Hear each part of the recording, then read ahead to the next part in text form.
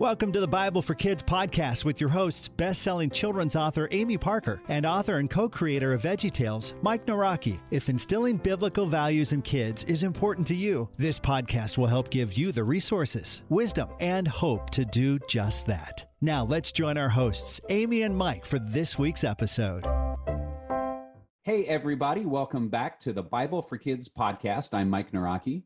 And I'm Amy Parker, and today we have the absolute privilege of speaking with Eugene Bach from the missionary organization Back to Jerusalem.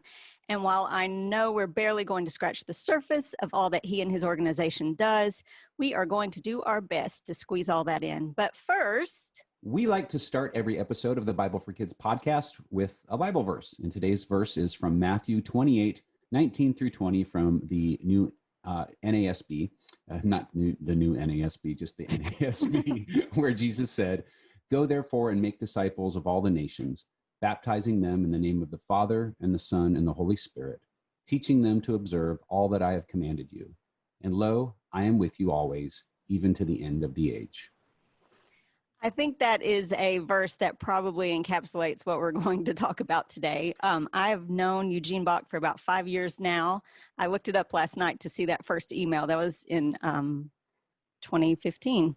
And so he emailed me out of the blue one day wanting to partner on writing a children's book. But I hadn't heard of him. I hadn't heard of his organization. But his email signature said, "Troublemaker in Chief." So that really piqued my interest. And so I started researching his organization to see if they were legit and honestly to see if it was a group that I wanted to associate my name with as an author. Fast forward to today, 5 years later, and I could not be more honored to be associated in whatever way with Back to Jerusalem.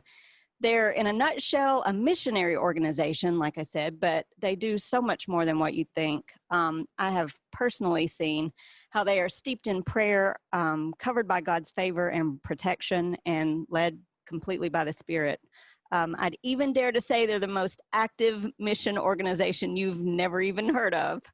But on top of all that he does with Back to Jerusalem, Eugene has written 11 books that I counted on the Back to Jerusalem page, probably more, plus the 6, almost 7 we've written for children. He's also recently earned his doctorate for research and writing that he's done about the Chinese house church. He lives all over the world, technically, traveling about 350 days a year, something like that. But his home with his sweet wife and kids is in Hong Kong. Thanks so much for joining us today, Eugene. Thank you so much, Amy. It is great to be with you guys and an absolute privilege. I really appreciate this opportunity. Oh, well, we are excited. And first, Eugene, I know we could spend probably an entire episode on just what Back to Jerusalem does, but can you give us an overview of the main objectives of the ministry? Yeah, I mean, our main objectives are pretty simple, which is we focus on the areas where the gospel has not yet gone, primarily between China and Jerusalem, and focus on taking the gospel from China, which is experiencing the world's largest revival today, into those nations between China and Jerusalem, so that every nation, tongue, and tribe can hear the good news. Matthew 24:14 is our main focus, so that all nations will hear the good news of the kingdom, so that the end will come. That's our heart's goal. That's our heart's cry. And the word missions tends to conjure up images of playing a guitar by a campfire and singing Kumbaya, which is what you do every day, right? When I wake up. I think maybe that conjures it for you, Amy. It might be just for yourself. You know what? Mike did want to, we've talked about this before, Mike wanted to be a medical missionary, I think. So he probably has a pretty realistic view of what that looks like to some extent. Before I became an animated cucumber, that was my path. I once heard it said, if you wanted to be a real missionary, you would go into medicine. Because I was told that from a doctor, and he told me that of all the people he's ever had on his operation table, before he starts his operation, he always asks them, would you like to receive Jesus Christ as your Lord and Savior? And so far, he's had 100% conversion rate. That's amazing. Oh my goodness. Well, there you go. Yeah. There's the answer right there. Oh yeah. Well, I grew up in the Christian and Missionary Alliance denomination, and so I saw a lot of different types of missions going on around the world. So that's awesome. But so despite the common images that missions may conjure up, for the common, for the public, I know that that's not what you guys do. I know that's not a realistic picture of all. For example, I know that you've just had a dear friend who was incarcerated for leading a Bible study in a closed country. So just tell us a little bit for you what a realistic day in the life of missions is. Yeah, well, I mean, it all depends on which country. I mean, the great thing about working with Back to Jerusalem and this vision of taking the gospel into the areas between China and Jerusalem that have not yet heard the gospel is that your day looks completely different depending on if you're working in Iran, Iraq, Somalia, Sudan, China, North Korea, or Vietnam, right? And so this week, yeah, we've had, some challenges with our friends in the Middle East. I've had a very dear friend of mine who has traveled with me extensively, both he and his wife. And Amy, I think you might have met with him. I'm not sure, but it was his wife actually that was arrested this week while leading a Bible study in China, which has been very sad for me. We've been waiting and praying for her release. But one of the great things about today's missions is that so much of it is able to take place in many different forms. So yeah, even though we might have those images of Paul shipwrecked or going into the great unknown in Asia Minor or into Eastern Europe, we see a lot of the dynamics of missions changing today, where a lot of that is becoming, we just launched a social media site, for instance, not too long ago, where it's very much like Facebook, but it's social media for those that are living in persecuted areas. We have a digital Bible that we have created and we use. It's a hologram Bible. You hold it in your hand. It's the size of a pill. It illuminates the air in front of your face. And if anybody walks in while you're reading from it, you simply swallow it. And we can't promise that it comes out looking the same as it goes in, but it has the entire Word of God. And those things, I think people don't really associate with traditional mission stories. I want to sing. He's got the whole world, the whole word in his, like, I know. No. That is pretty amazing. I actually watched a YouTube video on that, coming up to this interview, and it is totally James Bond. It's the coolest thing I've ever seen. It's really. I call Eugene James Bond for Jesus. So that's awesome. So, and you've shared. I think that I would be like the Mr. Bean version. That may be true. You put you try to swallow the pill, but you can't get down, so you got to chew it. Yes, or I need it later and have to dig it out. He's really digesting the Word of God. There you go, man. There you go. Yes. So now you've shared some pretty startling statistics before about missions funding in the States and how much of that goes toward, some of the most closed countries in the world. Can you talk a little bit about that? Yeah, it's one of the things, this is not a criticism. It's just where the data falls, and I believe that the data falls in this direction because of lack of information and the sharing of information. But basically, when we look at where the main mission funding goes, if you look at the world and the way that it's divided up, what you actually see is that 2/3 of the world's population live in areas where the gospel has not been preached, where there's not an active representative. So you have 2/3 of the world's population in that area has generally been called the 1040 window, or we like to call it the land between the walls, between the Great Wall of China and the Western Wall of Jerusalem. Where if that's where most of the unreached people are, wouldn't you think that's where the majority of mission funds go towards? But it's not. If we look at the majority of mission spending, what we find is that, and I don't have these numbers in front of me, so I'm not going to get them perfect, but generically, they're about 95% goes towards areas that have already heard the gospel. Then we have that 5% that goes to nations that are not necessarily unreached nations, but they are areas that, need extra help. But we see that region where 2/3 of the world's population lives, where 9/10 of unreached people groups are between the area between China and Jerusalem, we actually find that less than 1% would be a generous number, but less than 1% actually go towards sharing the gospel to the majority of the world's population. And that is the reason why we've been focused so much on that area. In fact, I was looking it up not too long ago, that we actually spend in America, and I use America because that's where we have the greatest amount of studies pertaining to missions in this way. But in America, we actually spend more money as Americans on Halloween costumes for our dogs than what we do for missions in unreached areas.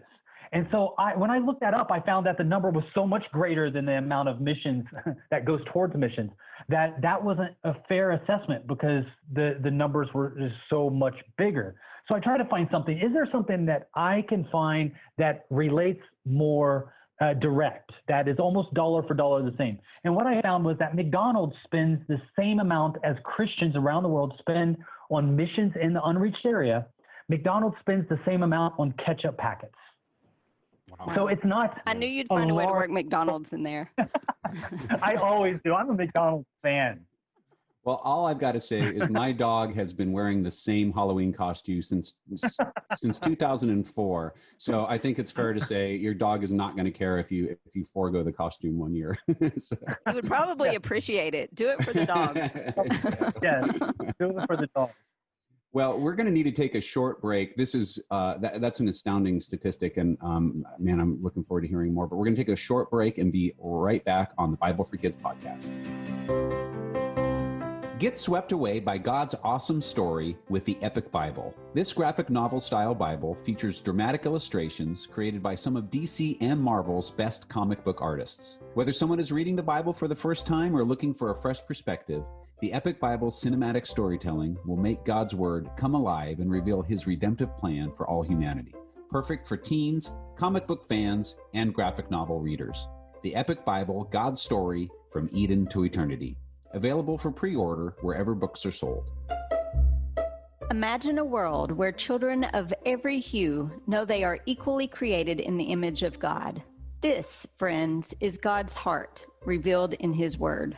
A quote from Dorena Williamson. In her beautifully illustrated book, Colorful, author Dorena Williamson tells the story of two best friends who are learning to celebrate their different skin colors. As they look around them at the amazing colors in nature, they can see that their skin is another example of God's creativity. This joyful story takes a new approach to discussing race. Instead of being colorblind, we can choose to celebrate each color God gave us and be colorful instead. This book includes a parent connection, an easy tool to help you discuss the book's message with your child. You can also visit www.bhkids.com for a free, colorful, downloadable activity journal to help you and your kids grow deeper in your faith and understanding of kingdom diversity. Colorful is available wherever books are sold.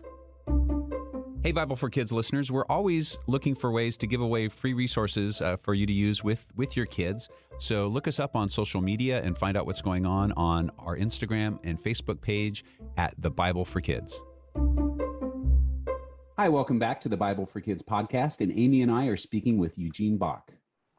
So we were talking before the break about, how so little of the funding actually goes to the areas in which you work. So how do you and other mission organizations, how do you work in spite of that? How do you generate funding and, how do you make the most of the money that you do get from supporters?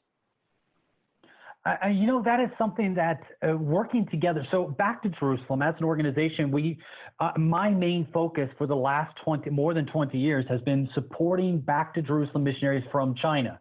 And I know that it's a different view, right? Most time when people think of missionaries, they often think, just because of, in the last 200 years, most missionaries come from America, Australia, England, Western Europe. But in the most recent years, especially in the last decade, the majority of missionaries that we're starting to see reach into these unreached areas are not individuals that come from these traditional missionary sending nations. Many of the missionaries are coming from non-traditional missionary sending nations. When we look at the growth of the church, just really quick, 100 years ago in the early 1900s, more than 90% of the world's Christian body lived in North America and Western Europe. Today, more than 60% of the world's Christian body lives in Africa and Asia. That is a massive demographical change. Mm-hmm. And so we are starting to see missionaries pop up in places like China. And these Chinese missionaries are coming from not a Christian nation, but a communist nation, one that, quite frankly, doesn't even like them, where they have a lot of persecution. So that's been a type of training for them to go into these other nations. And to be honest, I have loved working with them because I've learned from them that it's not about budget. It's about passion. So whether we get, $1 million today or nothing tomorrow, our focus does not change. Our level of activity doesn't change. I've realized that working in God's calling doesn't require us to raise funding and meet certain budget marks.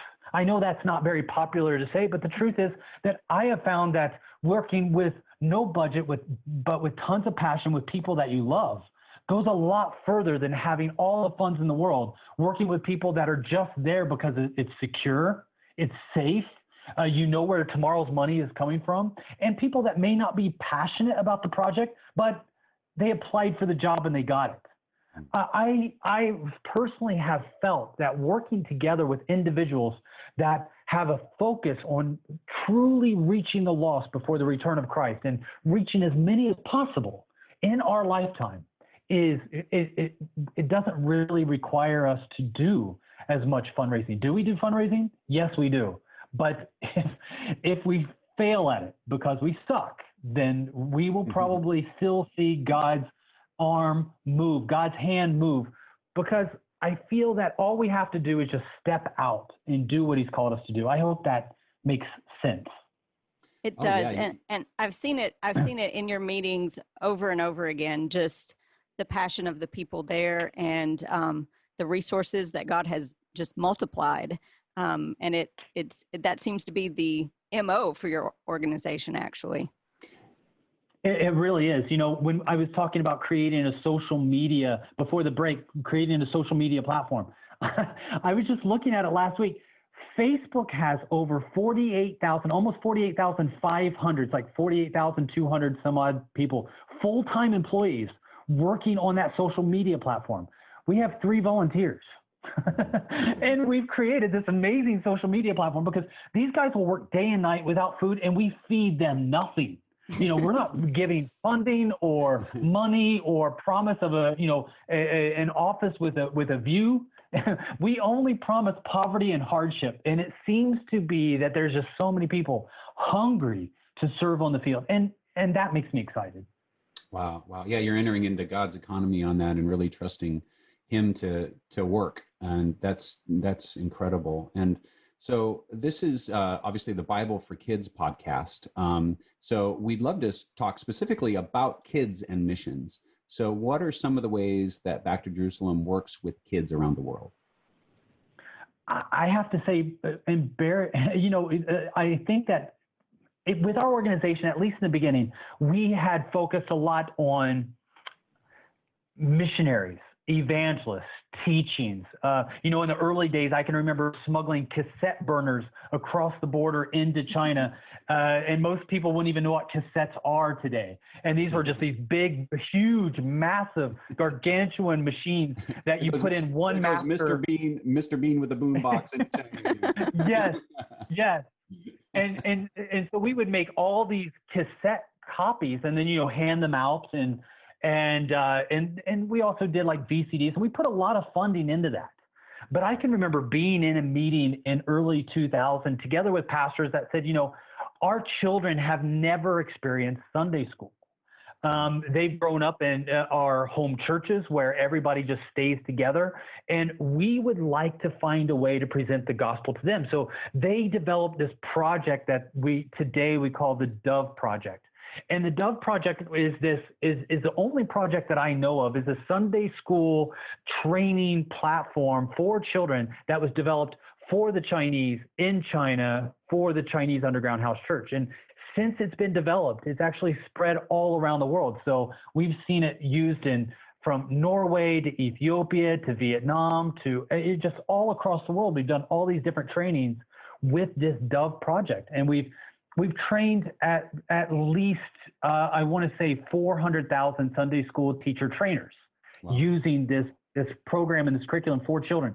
And one of the things that makes it special is that it comes from the side of our souls are ageless and sexless. They don't have an age when we're born, and they don't have a sex. But before God, our souls are as mature as they will always be. It's our bodies that actually need to grow.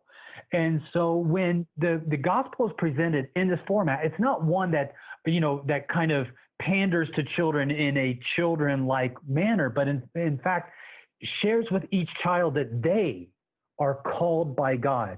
Not their families but no matter what's going on in their family dynamics, God has a specific calling for them. And whether they are 5 or 15, God can use them for his plan already. They can step out today.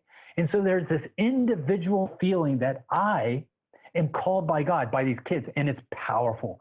We've had so many testimonies pour in from China, more than I could ever recall in a lifetime, of children that have stepped out believing that God is telling them to do something and seeing him work in their lives. It's this personal relationship that is very firm in the idea that, God has sons and daughters, not grandsons and granddaughters. And so all of us are called individually to be his children.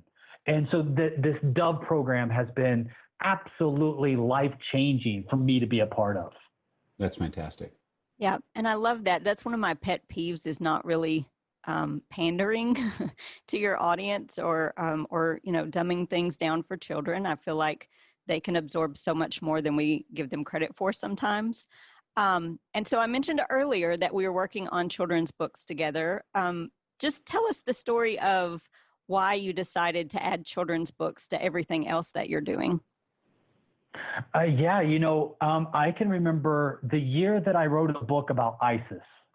And this was a controversial book. In fact, the publisher didn't want to come out with the book because I had written some things that had not been proven to be true at that time, but later some UN international investigation panels proved that what I was seeing on the ground was happening.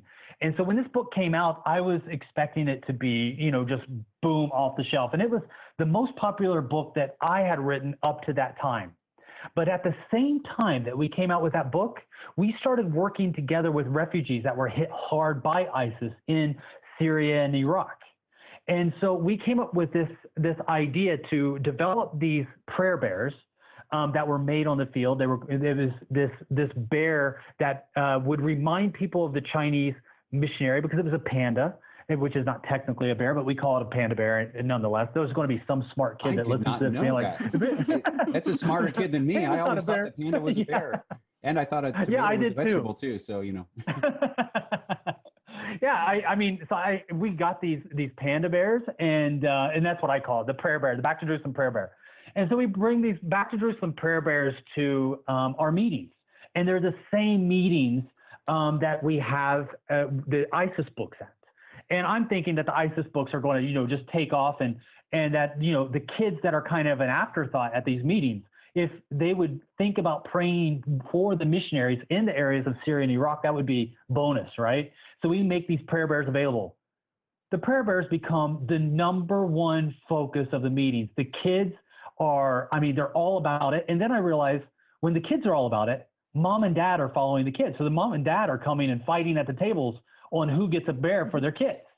And I'm like, this is such an amazing way to communicate about what we're actually doing on the field, because there's so many stories that we have that will never make it into a book. If they ever make it into a newsletter, I mean, not a lot of people read newsletters anymore, right? Unless it's like grandma and grandpa who still send birthday cards in the mail. There's not a lot of, those newsletters that are going to be read by a large audience. But if we can share those stories to children, not about what took place 100 years ago, but what's taking place right now, we might see families get engaged with mission stories that they may not otherwise be exposed to through their children. Yeah. And so that was what made us start. Well, that was a wake-up call. When I saw those kids react to the prayer bears, and more focus went to the prayer bear. And I mean, we're talking about the land of Walmart, right? Where you can go and buy anything you want at any of these stores. There was nothing special about these bears. But because there was a meaning of prayer behind them and focus on praying for underground house church missionaries and the persecuted church, all of a sudden, these became a really popular item. And that was kind of a wake-up call for me that our audience is not, because sometimes kids can be an afterthought in mission meetings, right? Where you have a mission meeting and the kids are kind of peripheral, they're kind of kicked out to the side. I'm really, as an adult, I'm just talking to mom and dad. But there's this huge audience of tomorrow's missionaries that are being left out. And that's where the idea for these books, I think, started to really have its genesis.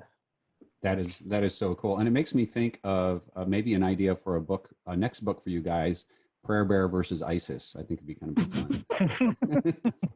Do not give him ideas. No. just a head-to-head cage match. I love it. I love it. No.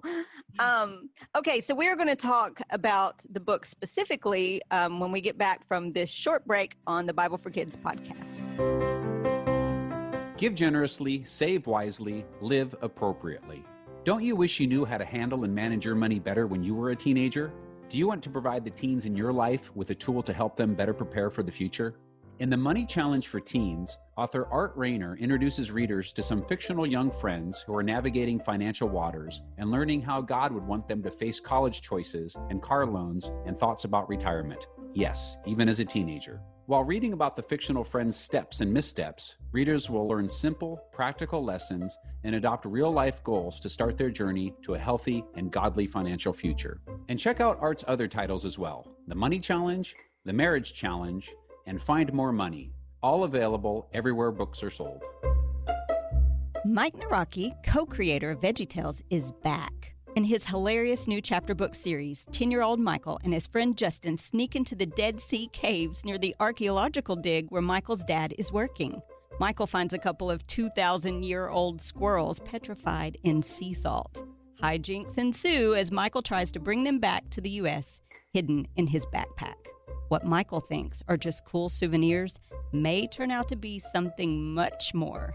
The Dead Sea Squirrels series is humorous, fun, and filled with character-building lessons. As co-creator of VeggieTales, co-founder of Big Idea Entertainment, and the voice of the beloved Larry the Cucumber, Mike Naraki has been dedicated to helping parents pass on biblical values to their kids through storytelling for over 2 decades. To find your own Dead Sea Squirrels, head over to Tyndale.com, Amazon.com, or your favorite bookstore. Okay, favorite listeners, we are always giving something away. Free books, yay! So to win, check out our instructions on Instagram and Facebook at The Bible for Kids, and just look for The Bible for Kids podcast at Google or wherever you listen to your favorite podcasts. And we are back on the Bible for Kids podcast. Mike and I are speaking with Eugene Bach. So Eugene, we're talking a little bit about the idea for the genesis of books within the ministry. So can you give us a quick overview of the children's book series and what you hope that kids and families can gain from the books? Yeah, there are so many amazing individuals that I come across on a regular basis that are serving God, preaching the gospel in areas that are dangerous, areas like, Saudi Arabia, Somalia, Sudan, Iran. And I meet individuals that, will never get necessarily a limelight, right? They're never going to get on a plane, fly to America and do a special missions night at a local church. Their stories are ones that are not really told in normal mission letters because they don't meet a lot of people from different mission groups, if any at all. So there are times where I just come in contact with people that when they tell me their story, I'm shaking just to be in their presence. Like, holy, how do you exist as a person? Like, I mean, you're like, a saint, and you haven't even passed away yet. It's like meeting Mother Teresa. And so I'm sitting together with a lot of these different individuals that their stories didn't come from 50 years ago or 100 years ago. I mean, oftentimes when we think of these miraculous individuals, these heroes of the faith, right? We often think of either someone where a book was written about them 100 years ago, or these are Bible characters, individuals that you can read their stories in the Bible. But those individuals, oftentimes I think that we think they don't exist, but they do exist. And the God of the Bible is still alive today. And the miracles that I, read about in the Bible, I'm hearing from the lips of these individuals that are on the ground in these different nations and what they've gone through. And oftentimes it's not even them that are sharing it, but maybe a family member or someone who is touched. And so I'm not hearing it, from them bragging about themselves, but someone else who's just merely sharing a testimony. And I thought it would be a true privilege if I could share these stories, these life-changing, image-shattering stories with a generation that might be able to reach more people than today's generation. What if I could share with young people through these books the stories about how God is miraculously intervening into people's lives today as a result of prayer? And this was not just reserved for the Bible. What if these guys, these young readers or their families, can see heroes that are not necessarily NBA stars or basketball stars or sports stars or Hollywood stars, but individuals that can be admired, not for what they gain, but for what they give, these sacrifices, the sacrifices that they give for the kingdom. And when I started to think of that, I thought, what if these can inspire tomorrow's missionaries? What if individuals see that the God of the Bible is not dead, he's alive today, and he's still working in people's lives? These are miracles, and I would like to serve that God in this way. For me, it was just, it was a spiritual kind of awakening. I don't want to put too much into it, but I was driving. I feel that God was speaking, not in thunder or anything, just kind of, in an inaudible way, kind of as an idea sparking. And, it lasted till like 2 o'clock in the morning, 3 o'clock in the morning, when I wrote an email over to Amy Parker that I woke up the next morning more lucid and felt that was so stupid. I wish I could take that back. It was like a drunk text where I wish I could take I write those emails to Amy, those ideas for podcasts all the time. And I'm like, I don't know. No, that is so, and you just hear the passion that you have behind that. And of course that's got to make its way into the stories. And, it's just, those types of stories are just so dramatic and just so, just revealing of how God is continuing at work in the world today. So that's incredible. And he had this brilliant, go ahead.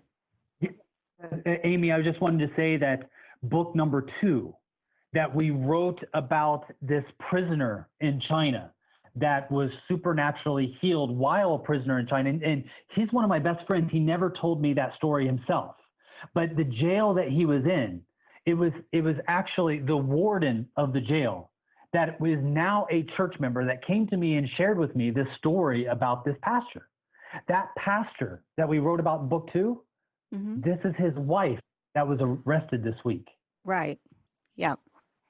And I think we have an upcoming one about, not about her, of course, but about a woman who is in jail if we get permission to tell that story, but a pretty amazing story about another woman.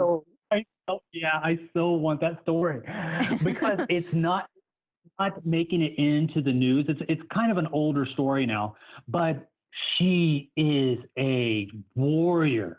I mean, she was a prisoner in a country that persecuted Christians.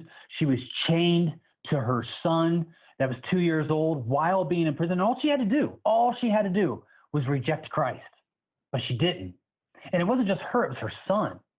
And then she is sentenced to death by lashing. Shoot me. I mean, I don't want to be whipped to death, but she's going to be lashed to death. And not to get more graphic, but she then gives birth in the prison. And it's, and of course, Amy, you have the hard task of making this a children's book, and you do it so eloquently and masterfully every time. And I really do believe that this is a gift from God that allows these stories to be told in a way that families can read together, children can read on their own. These are, even though it might sound graphic, these are bedtime stories that I think are inspirational. Yes. So so Eugene had the brilliant idea to tell these stories. Sort of our little tagline is true tales told by fictional characters, or true stories told by fictional characters. So there's this adorable bear named Fufu, which means Fu means blessing in Chinese, and so he's a double blessing. He's Fufu, and so he's this adorable panda, and he's always forcing hot tea upon people. He's always serving hot tea, and but together, this group of friends, this boy named Sean, he goes into this bamboo forest and meets this group of mystical friends that can talk in the forest. And these friends have traveled all over the world, and they tell Sean these miraculous stories. And and I have to, make them tell the stories in a way that are palatable for families.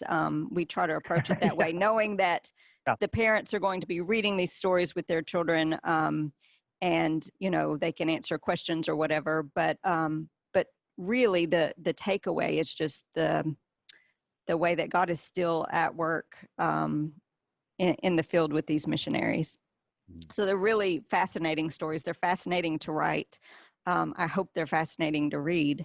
But just putting those stories in the hands of kids, they're unlike any other kids book that I've written, and I think they're so important. So what can we do besides everybody running out and buying all these books? What can we do as parents and teachers and leaders? What can we do to raise truly mission-minded kids? For me, I have just really enjoyed being together with parents that bring their kids along on mission trips, that get their kids involved from a young age. And for my kid, even though it might sound silly because my kids grew up in China, of course they would be exposed to missions, but they actually weren't. My kids did not know what I did for a living until they were well into their teenage years. And they discovered by accident.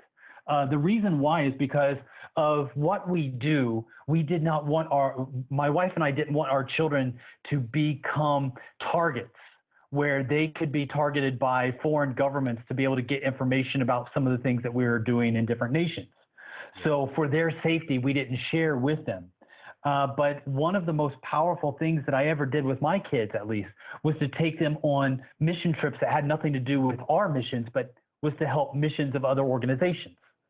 And that planted seeds that, now my oldest son is a junior in college, and he's leading mission trips to Guatemala. It's, we never, dreamed that he would be doing that or pushed for it. It came as a surprise for us. It's completely self-initiated, but it's a part of his being now. It's a part of who he is. And I really think that those seeds were made when he was a kid and felt like he was truly involved in a mission trip. And he wasn't just a tag along. Like, we didn't just, bring him along, but he played a part. He had responsibility. He was responsible for being spiritually involved as well, not just physically, but praying for individuals, leading prayer as a kid. Yeah. When my kids were younger, I know for a fact that they sinned much less than me. So God was, if I prayed beside my children, it was more likely he was going to hear them over me. My heart was, a little bit more jaded than theirs. But, so I had them, pray for the people that we were with and lay hands on people that we were with and lead prayer for everybody that was together with us. And even today, I remember those prayers. And it wasn't just cutesy. It was something that was powerful and impacted me as well. Yeah. And I was actually, my question for you was going to be about kids, about what, since your kids grew up with this firsthand knowledge, what could they tell our kids about the impact and importance of missions? And I think you answered it there just with the importance of prayer and just being mindful of the need. And just getting them involved, and like not shying away from letting them be involved, letting them see what's truly happening in the world of missions and in the world. And this has yes, sorry. Go ahead. Yeah, I was just getting ready to say this has an absolute massive impact. When we were talking earlier about, where do most of the church funds go? This has nothing to, I feel, this is my own personal opinion. I believe that a lot of those funds are directed towards countries that may not necessarily need them, but they're directed there because people are moved by their children to invest in those nations.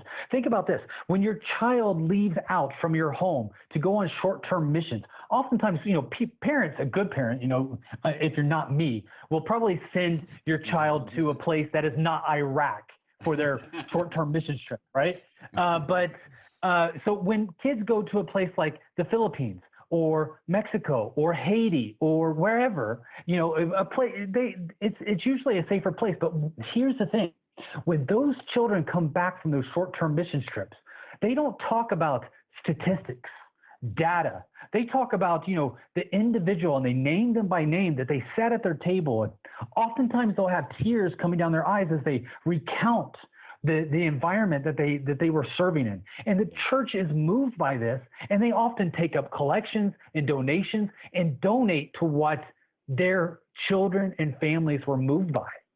And so if we can find a way to get children involved in closed countries in the same way, I believe we will start to impact the direction of mission funding as well.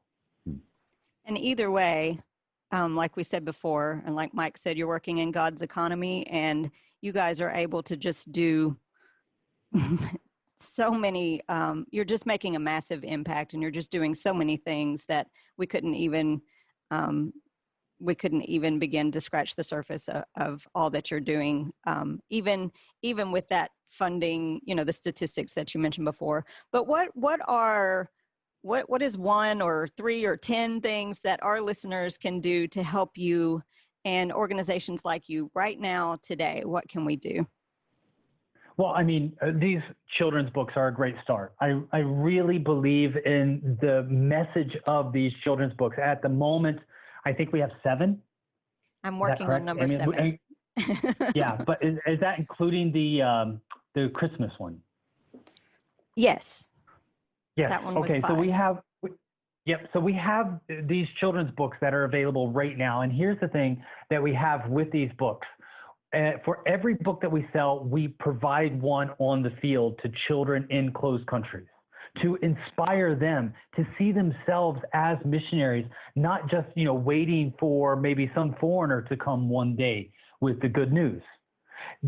I feel like the message is powerful, but also 100% of all the funding that we bring in from these books go towards missions. So they're not just a way to raise awareness about missions. These are a way to support missions. And that's why we've made them available to as many churches as we can, so that they can be shared with Sunday schools, the students at Sunday schools, and we would love to make them more available. So anybody that is, a part of a church or a part of a Sunday school and would like to get these books into the hands of children, maybe not just their own, but also the children within their community and their church, we would love to be able to provide as many as possible. And for those that want to buy in bulk or get in bulk, we contact us directly at backtojerusalem.com, and we can work out something for you and your church to get as many books as possible for the children to have access to these amazing stories. Well, that's incredible. And, you know, you've talked about the books. You have a Bible study series on Right Now Media, a podcast, blog, YouTube channel. Tell us about maybe other resources you've got out there and how our listeners can connect with you at Back to Jerusalem. Yeah, I mean, backtojerusalem.com is the best way to reach out to us at any given time. We have several books that we have available online that gives out information that people might be looking for, because when you hear the word underground church, right, it sounds so mysterious, but it really isn't. What we try to do is, whether it's Iran, whether it's North Korea, whether it's China, you know, I write these books on the ground. I don't write them in a cubicle about what somebody said about it and I read a report. I'm on the ground together with these missionaries, writing beside them on the ground so that we can give firsthand information. And we make it as simple as possible so that people can really see a general breakdown of what it means to be in that area, what the people go through, and how you can make a difference. And we have those resources online. The books are a great place to start. So backtojerusalem.com would be the main source to connect with Back to Jerusalem. Eugene, thank you so much for joining us today. And listeners, we are always sharing about wonderful resources for your family and even giving lots of them away. To learn more, you can follow us at The Bible for Kids on Facebook or Instagram, or head over to our website, thebibleforkids.com. Thanks for listening, and thanks, Eugene, for coming in and just telling us all about Back to Jerusalem. Thank you so much, Eugene. Thank you. Thanks for listening to the Bible for Kids podcast with Amy Parker and Mike Naraki. Be sure to connect with The Bible for Kids on Instagram and Facebook, and at thebibleforkids.com. We'd love to hear your comments and ideas for future podcasts. You can email us, info@thebibleforkids.com. The Bible for Kids podcast is part of the Way Nation Podcast Network. Find more podcasts at waynation.com.